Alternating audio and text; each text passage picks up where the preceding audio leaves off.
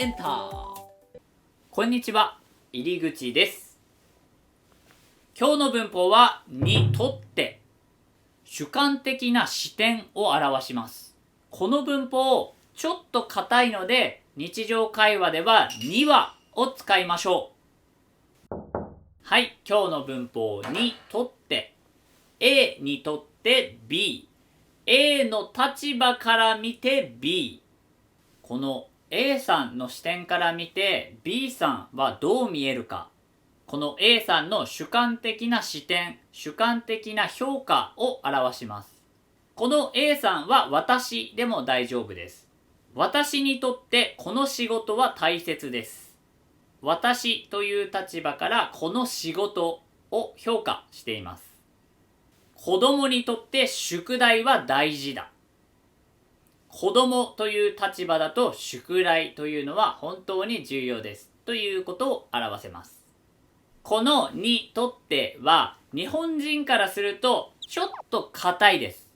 この A という立場から B を見ているというのをすごい客観的に言っている感じがするので、客観的すぎて硬い印象です。でも完全な書き言葉ではないので、例えば会社でのスピーチや会社での自己紹介などちょっとフォーマルな場所では使えます。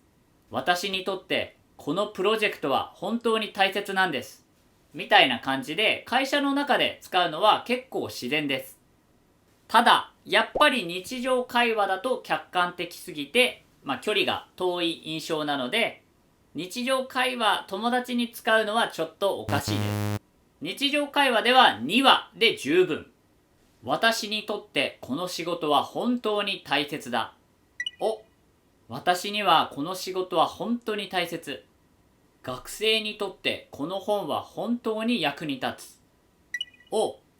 学生にはこの本めっちゃ役に立つよ。っていう感じで言い換えることができます。私にとってこのプロジェクトは本当に大事なんです。私にはこのプロジェクトは本当に大事なんです。今回解説したにはという表現なんですけど、最近ちょっと若者言葉なんですけど、もっとカジュアルな言い方があります。それは的にはです。個人的には、俺的には、私的にはという自分の立場を表現するときにだけ使います。A にとって B、A には B の A が自分の時だけはこの的にはをよく使います。私も俺的にはって結構使います。会社では私にとってこの仕事は本当に大事です。私にはこの仕事が本当に大事なんです。こんな感じで言うんですけど、友達に対しては俺的に今回の仕事めっちゃ大事なんだよねって言ったりします。個人的には京都より奈良の方が好きなんだよね。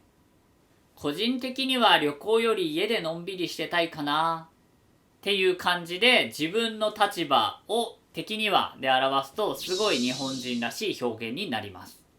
ということで日本人らしい言い方の例文を挙げるのでシャドーイングに挑戦してみてください。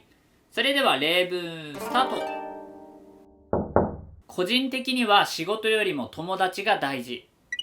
子供には宿題よりも遊びの方が大事だと思う。それは俺にはちょっと難しい。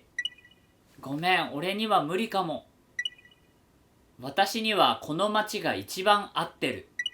この本は子供には難しすぎる。はい、ということで A にとって B は A には B と言い換えることができます。そして A が自分の場合は個人的にはっていう言い方がすごい日本人っぽい言い方です。それでは今日の授業はここまでです。入り口でした。エンター。